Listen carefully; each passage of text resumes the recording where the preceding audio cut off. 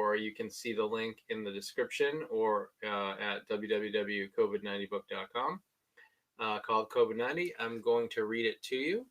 It is a short story. This might have to be a couple of episodes, but I'd like to read it to you. So sit back and enjoy. COVID-90 by Brian Stewart. Introduction. Are we better off dealing with a global pandemic in 2020? We are more connected than ever in a digital age. Would the lack of world news in the early 90s have helped or hurt the healing of the world? What really is the problem we're facing? And now a quote. None of us, including me, ever do great things, but we can all do small things with great love, and together we can do some wonderful things. Mother Teresa. Chapter 1, Something's Wrong. It was a cold winter day when it all started. We had been having a very mild winter in relation to the past winters in my recollection. That should have tipped me off that 1990 was going to be a year that I would not soon forget. My youngest son was getting off the bus. This was the first week back to 5th grade after the Christmas break. My oldest was hanging with his friends from high school. Although he had not yet got his driver's license, his best friend Dan did have his license, and they liked to flex their independence. It was okay with me as I didn't have to drive him to the restaurant where he worked. Bryce was emptying his backpack in the kitchen while I inspected what came out of it.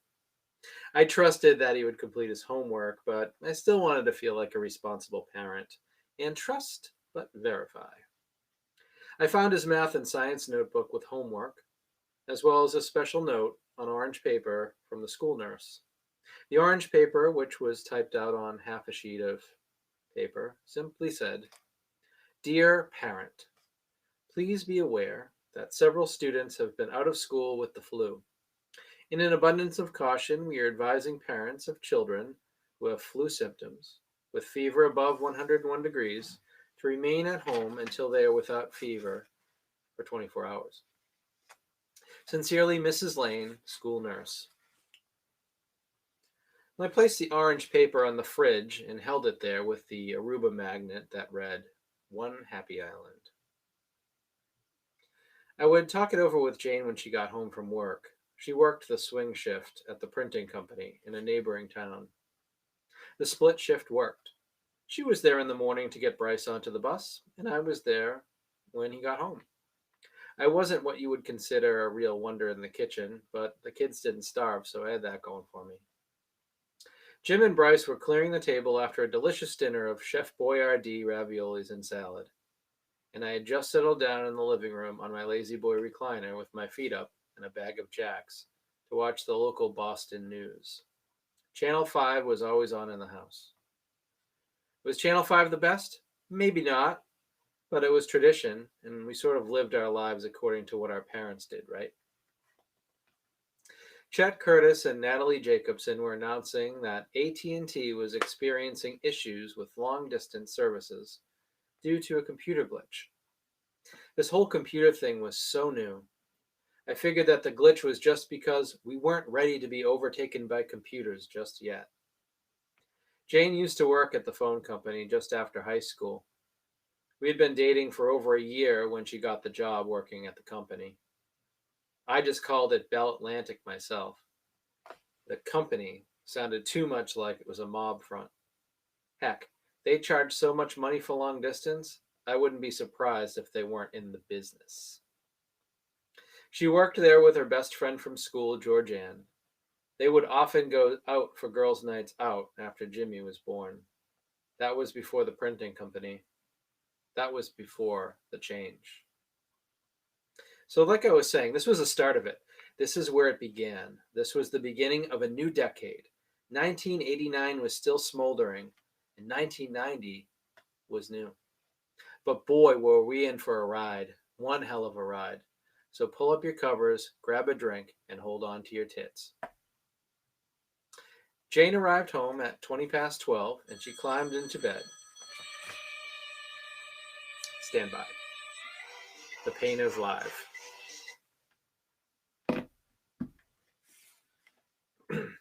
Sorry about that. Back to our book. Jane arrived home at 20 past 12, and she climbed into bed, gave me a kiss, and asked how the day went. I said it was okay. She laughed and told me that she only got one call from a screaming child today, which was a quiet day since there were traditionally at least 3 or 4. Bryce had Jane's work number committed to memory: 826-8385, extension 243. He would lock himself in the bathroom when he was being teased or tortured by Jim and dial while screaming, "Jim, leave me alone!" When the shift lead picked up the phone and heard a kid screaming, she would put the receiver on her shoulder and call over to the enlarger. "Jane, it's for you." I told her she was lucky that work was so good about the calls, and also assured her that I had not known that there were any fights happening. Jim was with Dan until supper time. We had supper, then I went down into the garage to work on Dickie Finch's car. I had the intercom on all night and didn't hear a peep. Usually Bryce would call in that Jimmy was hitting him, but tonight it was all quiet on the Western Front. Before I clicked off the side table light, I said, "Oh yeah, I almost forgot. There was a note from the middle school nurse about the flu going around. It's on the fridge." Jane sleepily said, "I'll take a peek at it in the morning when I get up. I'm pooped. Night, hun." Good night. Our house was like any other house in 1990, busy and noisy in the morning. Mr. Coffee was heard gurgling in the corner under the cabinet. The smell of the black gold was amazing. The Enterprise always came early in the morning. Bryce would deliver it before he went to school.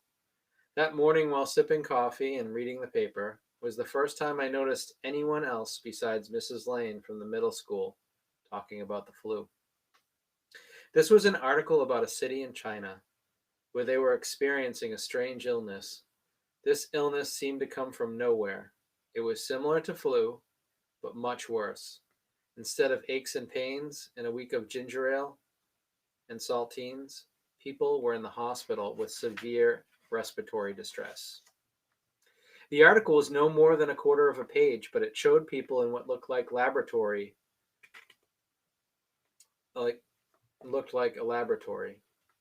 They had those suits on and looked serious, while holding up a test tube at an angle. The title for the article proclaimed, "Early Warning: China Braces for Mystery Flu." I left the paper rolled up on the table and I grabbed my hat and headed out the door to finish priming the 1976 Corvette, which was taking up half of the 2-car garage just down the drive behind 158 Washington. As I walked out, I called over my shoulder, "Ramp's icy! Be careful!" I couldn't get that image of the suits in the paper out of my mind. I was standing there myself with a paper jumpsuit, goggles and respirator mask, spraying gray primer in smooth sweeping layers on the curves of the Chevy muscle car. It's just too weird. Mystery flu in China, kids sick in Whitman. Is flu season even the same all over the world at the same time? It can't be. I had to refocus because I had just noticed a huge run in the primer. That's not like me. I was better than that. I just couldn't shake that something was off. Something big was off. The thing about doing repetitive tasks was that I almost zoned out. It put me into a deeper state of relaxation, where my best ideas came from. This was what it was like for me fixing up cars. It didn't matter if it was the finishing touches of paint or a complete restore. It was zen. I was hyper-focused and I got things done. I was taking off the spray suit and hanging up the spray guns on the hooks on the front of the paint-stained slab of wood, which had served as my workbench for the last 10 years, when the phone began to ring. I hurried as fast as I could to the other side of the garage to answer it. I hopped along, trying to pull my boots out of the pant legs while not landing on the smooth, hard concrete floor below me that sloped to the drain in the center. "Hello? Yes, this is a school nurse at the high school. I wanted to..." Have you ever been in a situation where just for a moment the zen's gone and it feels like the whole world around you is like a tunnel, just swirling closed around you as you stand there?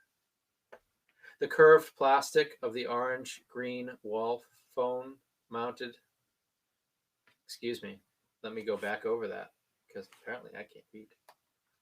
The curved plastic of the olive green wall-mounted phone rested in my hand. The matching 10-foot coil of cord curled over my paint-stained steel-toe boots. The Beach Boys played softly on the converted car radio on the bench. A sigh escaped me as I ran my hands through my hair. It felt like something big, something life-changing was about to happen. I understand. Sure. I'm leaving now. Bye-bye. I almost tripped on the remainder of my paint suit as I hung the receiver back on the phone base. I picked up my keys off the bench and headed to Hanover to pick up Jimmy.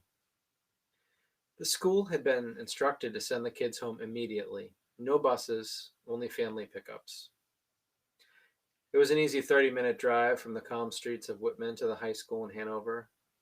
A million things were running through my mind, not the least of which was, how would I finish the paint on the vet in time for the weekend if I'm carting around kids back and forth to school? When I was within a quarter mile of the school, I saw the line of cars.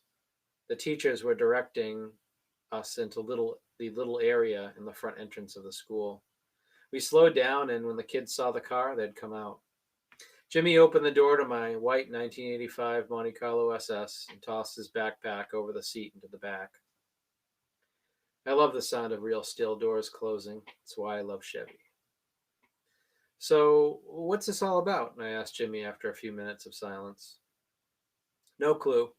They just came over the loudspeaker and told us we were leaving school early. Something about a teacher's conference with state officials. The rest of the car ride back was silent. Well, in the car at least. In my head, it was a maelstrom. What the hell was happening? The car pulled back into the driveway in its usual spot to the left bay of the garage, and Jimmy jumped out, retrieved his book bag, and ran up the ramp and into the house. I heard the storm door crash closed just as I got to the garage door. The door to the garage was tricky, no fault of my own. I just hadn't gotten around to fixing it.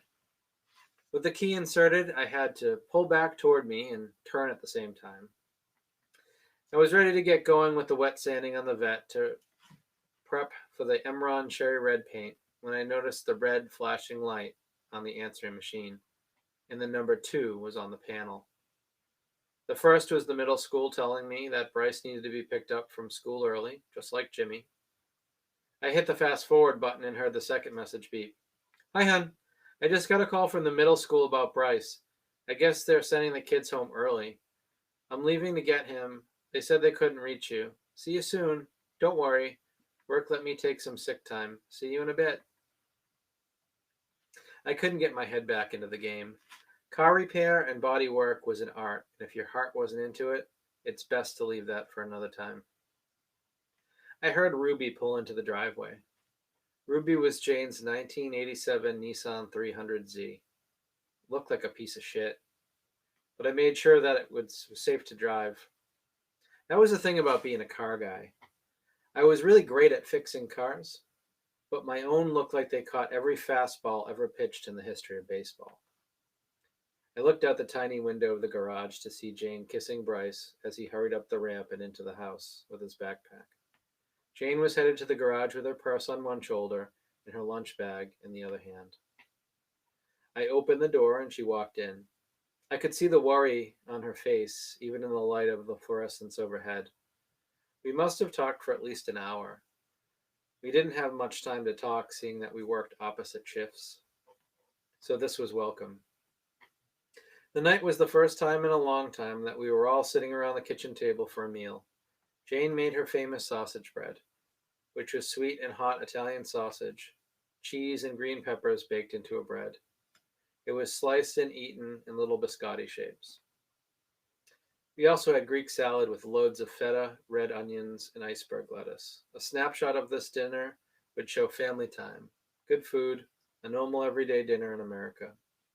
But this was about to be the start of some rough times, some learning times, some growing times, and some scary times. Times like this would prove that we either worked together to overcome or we all fell. All right, everybody, that's the end of chapter 1. I would love it if you would subscribe to my channel so that you can get notification when I read chapter 2. In the description should be the link to the book on Amazon, and you can buy it in paperback. You can also send me a message and order a signed copy if you want in paperback. You can also get it on Kindle. And if you are part of Kindle Unlimited, then you can read it for free. Or you can always listen to me read it to you. So that's it. So thanks for listening, and I appreciate you. Thanks.